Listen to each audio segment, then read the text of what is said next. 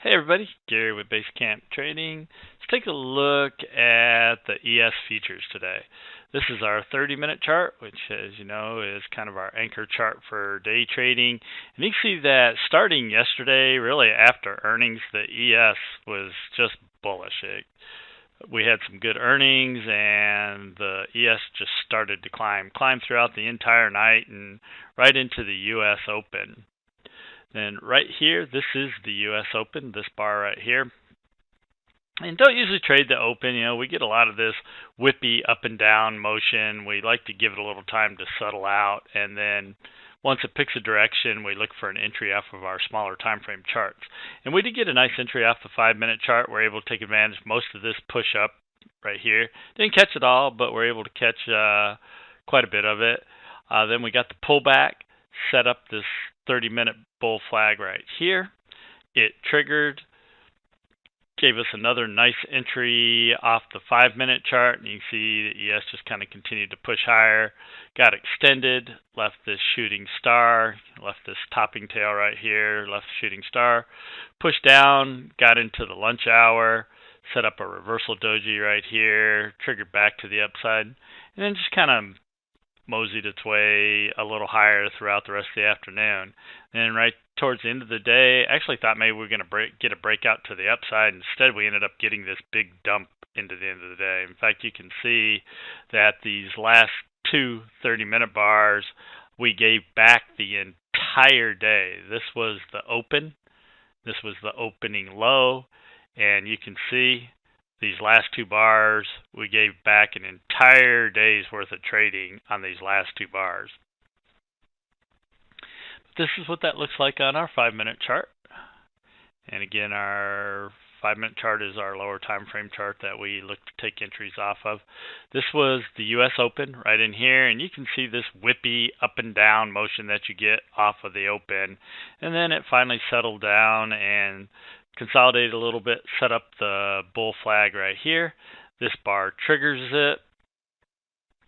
Wasn't the greatest trigger in the world, but the 30-minute chart was bullish, and we never did go back into the no-go zone. We triggered, and it pulled back down, but right into here. It didn't go back into the no-go zone, so it didn't stop us out. And then we continued to push higher, and this was kind of that area we were able to take advantage of that first push up. And then things pulled back, consolidated, and then right in here is where that second 30-minute bull flag triggered. Triggered right in here. The 5-minute chart pulled back just a little bit, set up the bull flag. This bar triggers it. And this was a good trigger bar. You like to see a nice strong trigger bar. This one opened at the bottom, closed right near the top. And you really like to see that. You don't really like it when your trigger bar pushes up and pulls back way down like that previous one did. Sometimes those don't work out real well, but this was a nice trigger bar, closed at the top, another bottoming tail closed at the top, opened at the bottom, closed at the top. So we had some nice bullish bars that were following through on this 5-minute flag. And so this kept us right into it, right up until we got this 5-minute shooting star. And we still pushed up just a little off of that, but ended up breaking back to the downside. And then we went into the lunch hour. Right in here, we pulled down. This is where that reversal doji was forming on the 30-minute chart. And then we pushed back up and just kind of ground our way higher throughout the day. Really wasn't trading any of this. I mean, there were a couple flags set up, but they really weren't great flags. The ES pushed up and just really was chopping inside this channel. Kind of once we had this pivot in place, we drew our channel lines. We put a channel up here at the top, put a channel line down here at the bottom, and we were just waiting for it to pick one side or the other. And instead, mostly what it did was just chop sideways with a slight upward bias throughout the afternoon. I mean, you can see we're making higher highs and higher lows, and towards the end of the day, I thought maybe we were going to go ahead and break out to the top and make a final push higher into the close.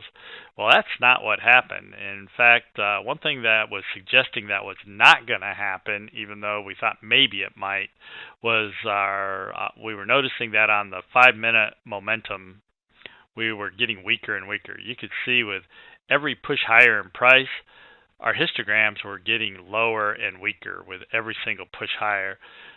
Our fast and slow line were also forming divergence, and this was a definite heads up that, hey, we're running out of steam to the upside. And that's exactly what ended up happening. We pushed right up here to the top of that channel. It rejected, and then we started to drop. 5 and 18 crossed to the downside. This was a really bearish bar. Opened at the top, closed down here at the bottom. We broke out of our channel and caught a nice move to the downside on this channel break right here, right at the end of the day. And you can see, again, we gave back all of this trading to the upside throughout the entire day, hours and hours worth of trading. You can see we gave back here in this last 20 minutes or so. Gave it all back right here at the end of the day. This also gave us some nice setups off of our Unirenko chart. This was the drop right at the end of the day, and you can see we made this push down. Got a nice wick off the 18 with our new Trender Pro 2.0 signal bar, giving us a wick off the 18. That was good for 4 targets to the downside or $400 per contract. Set up another wick off the 18 with a Trender Pro signal. Good for 1 target or $100 per contract. Made the pullback, made another wick off the 34. That was good for 3 targets to the downside.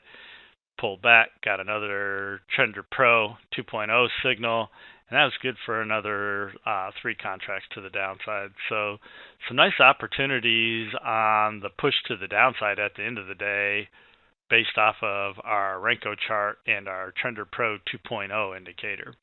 But all in all, we had a couple of really nice trades trading ES futures today.